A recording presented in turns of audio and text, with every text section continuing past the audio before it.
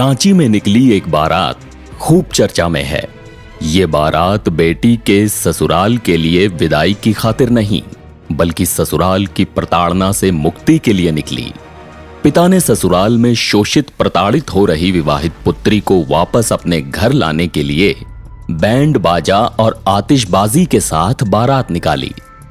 उन्होंने बीते 15 अक्टूबर को निकाली गई इस बारात का वीडियो सोमवार को अपने फेसबुक अकाउंट पर पोस्ट किया और लिखा, बड़े अरमानों और धूमधाम के साथ लोग अपनी बेटियों की शादी करते हैं, लेकिन यदि जीवन साथी और परिवार गलत निकलता है या गलत काम करता है तो आपको अपनी बेटी को आदर और सम्मान के साथ अपने घर वापस लाना चाहिए, क्योंकि बेटियां बहुत अनमोल होती हैं।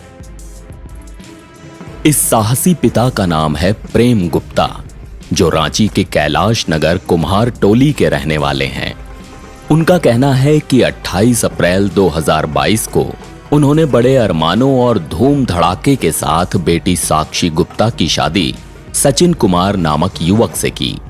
वो झारखंड बिजली वितरण निगम में सहायक अभियंता के पद पर कार्यरत है और रांची के सर्वेश्वरी नगर का रहने वाला है। उनका आरोप है कि कुछ ही दिनों बाद बेटी ससुराल में प्रताड़ित होने लगी। पति जब तब उसे घर से बाहर निकाल देता। करीब 1 साल बाद साक्षी को पता चला कि जिस शख्स से उसकी शादी हुई है उसने पहले से 2 शादियां कर रखी हैं। इतना पता चलते ही उसके पांव के नीचे से जमीन खिसक गई। साक्षी कहती हैं कि सब कुछ जानने के बाद भी उन्होंने हिम्मत नहीं हारी और रिश्ते को किसी तरह बचाने की कोशिश की, लेकिन शोषण और प्रताड़ना की वजह से जब लगा कि उसके साथ रह पाना मुश्किल है तो रिश्ते की कैद से बाहर निकलने का फैसला किया। पिता और मायके वालों ने भी साक्षी के फैसले पर मुहर लगाई और उसकी ससुराल से बाकायदा बैंड बाजे और आतिशबाजी के साथ बारात निकाली और उसे वापस मायके ले आए।